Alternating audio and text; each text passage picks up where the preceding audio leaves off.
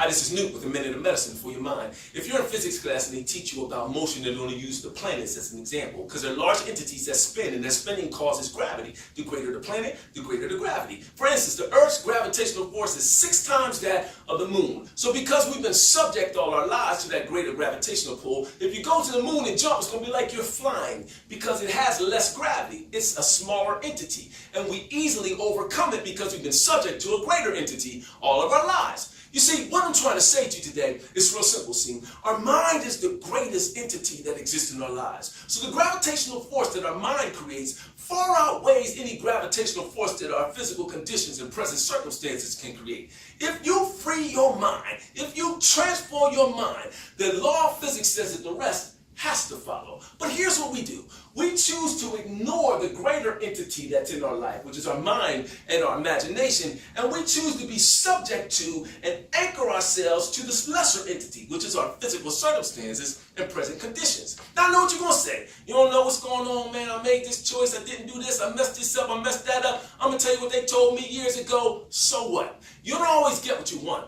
but you always get what you choose. That means that whether you're operating on the mountaintop or you're operating on Skid Row, it's a result of your choices. The good news is this: that your choices got you in the mess, your choices can get you out the mess. So all you got to do now is transform your thinking to make new choices as if you're already in that destiny that you imagine yourself, that desired place. And what's going to happen is your physical conditions will flip upside down because within them will be new things birthed, new entities, new circumstances birthed because of your new choices. Let me say it to you like this: transform your mind, the rest has to follow.